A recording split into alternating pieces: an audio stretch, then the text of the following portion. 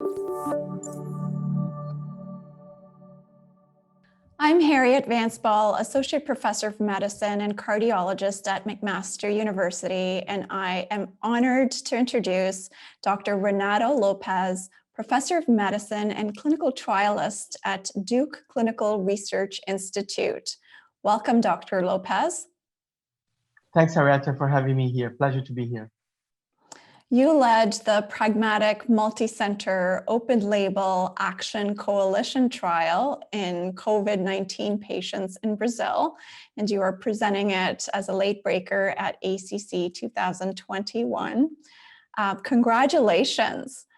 Tell us what the rationale for this trial was.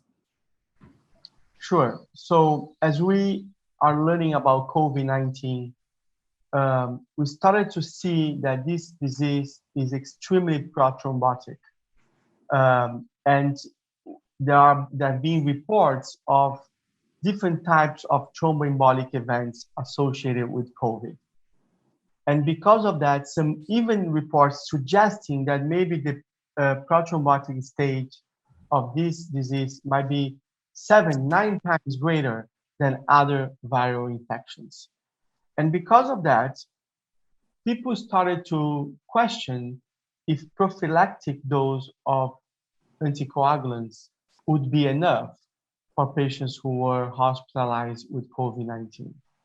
And we start seeing usage of different doses of anticoagulants, intermediate doses, or even full doses, therapeutic doses of anticoagulation for patients with COVID-19, based on really no good quality data, just based on people's guessing, people's opinion, based on a nice hypothesis, but really not based on high quality data. So we felt that was important to perform a randomized trial looking at the treatment effect of potentially a therapeutic anticoagulation versus the classic prophylactic anticoagulation for patients with COVID-19 who were hospitalized with some risk factor, which we define as elevated D-dimer.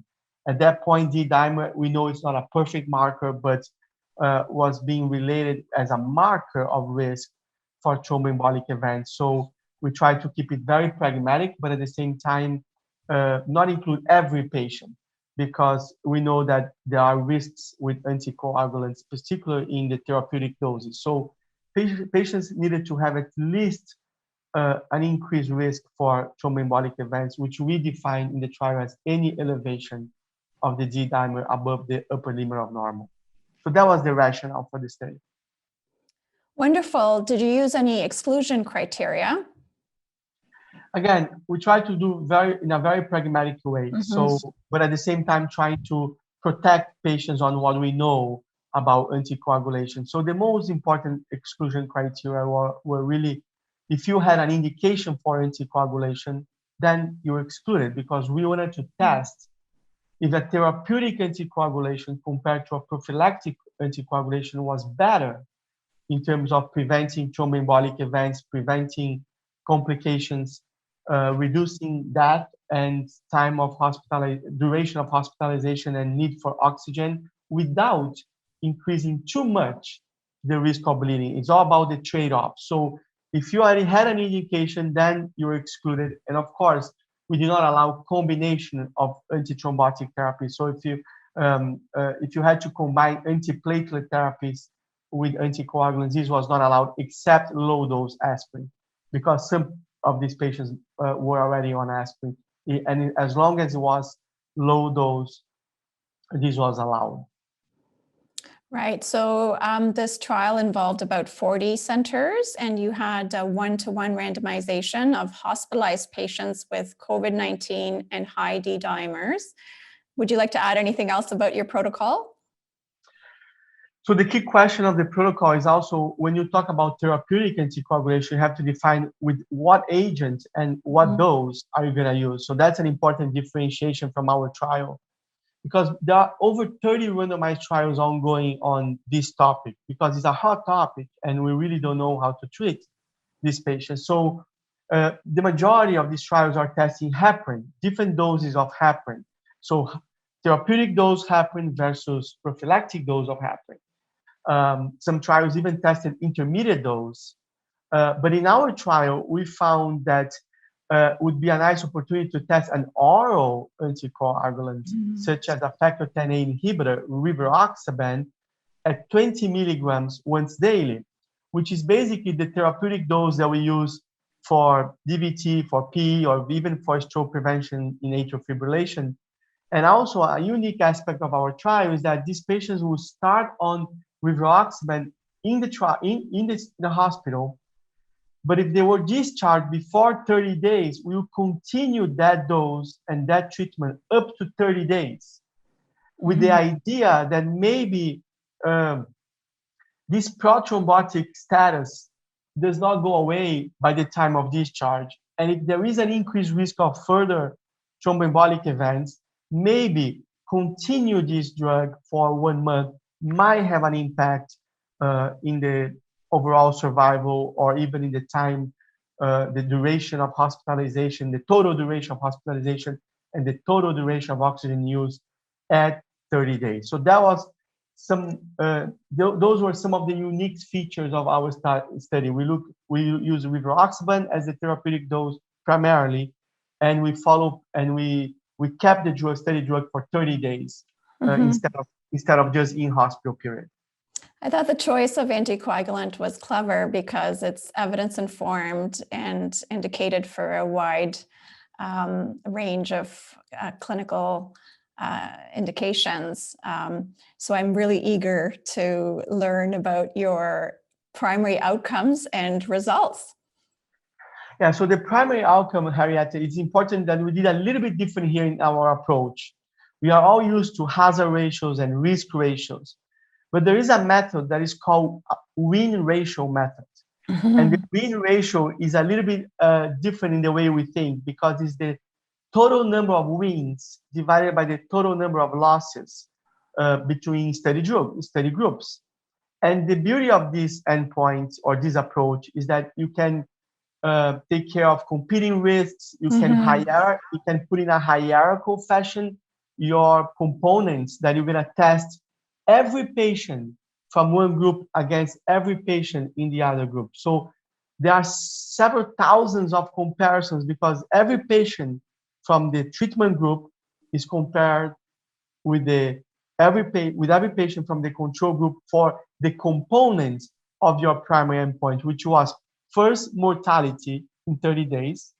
Second, the duration of the hospitalization in the follow-up of 30 days. And third, the duration of oxygen use.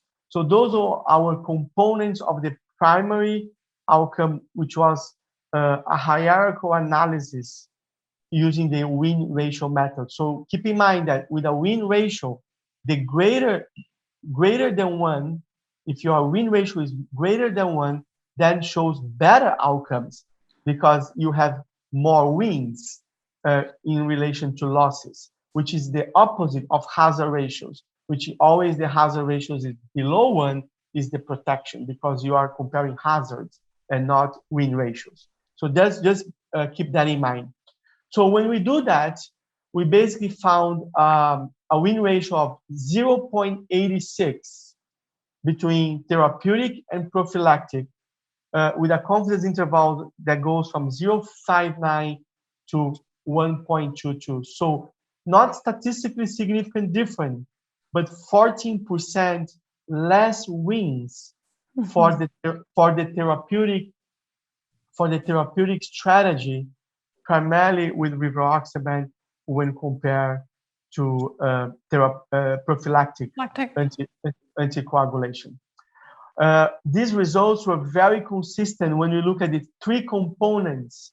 When you look at the amount of wins, the number of wins divided by the number of losses for mortality, similar patterns. Less wins for therapeutic strategy compared to prophylactic strategy, 5.1 versus 7.9% of wins. Same results for hospitalization, and same patterns for duration of oxygen use. When you look now on the classic thromboembolic events, we did find that as expected, that therapeutic anticoagulation did reduce the composite of thromboembolic events. But this reduction was not statistically significant and it was not very intense in magnitude. However, when we look now at the primary bleeding outcome, which was IST8 major or clinically relevant non-major bleeding, this was our primary safety outcome of the trial, then we have a significant increase in the risk of bleeding with rivaroxaban compared to prophylactic heparin. So again, when you look at the win ratio, the opposite direction, so against the therapeutic anticoagulation, although not statistically significant difference. When you look at the components of the primary endpoint, all in the same direction of favoring prophylactic anticoagulation.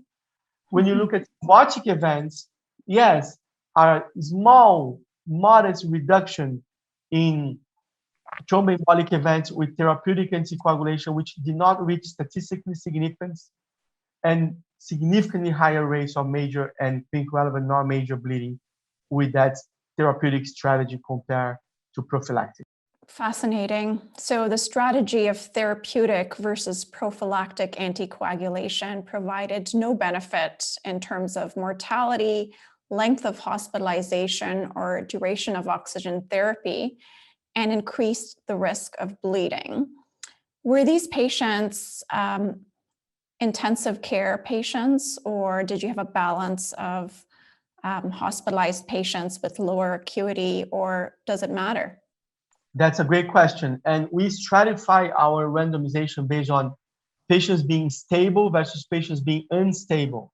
Primarily the unstable being intubated with vasoactive drugs and etc. in the ICU. And we end up with the vast majority of the study, 94% being stable patients.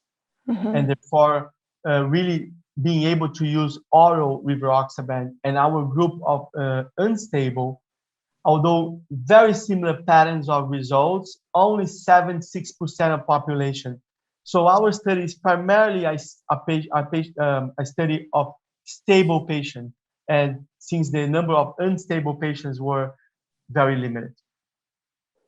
Right. So take-home points, any lessons learned, and finally, you're going to have to share your secret of academic productivity and the coalition that you run these trials through, because I'm astounded at how much you have achieved in a short span of time in adding knowledge on COVID-19 to clinical practice. You presented a late breaker at AHA, and here you are again. So tell us about the take-home points and a little bit about your coalition, please. Great. So I think the key message of the study is that really in patients who are hospitalized with elevated D-dimer, the routine therapeutic anticoagulation with rivaroxaban 20 milligrams per day for stable patients, or even enoxaparin for the unstable, and following these patients for 30 days did not really improve clinical outcomes and did increase bleeding compared to only in-hospital prophylactic. Again, different results with other types of agents might be seen, but with oral factor Xa inhibitor, rivaroxaban, that's what we show. So we should not use that therapeutic strategy.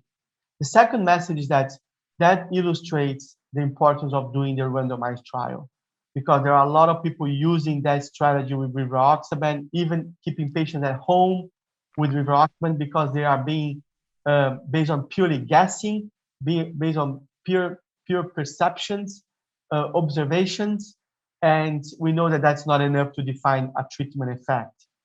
Remember, we need to treat the patients and not the D-dimer. So that's an important message.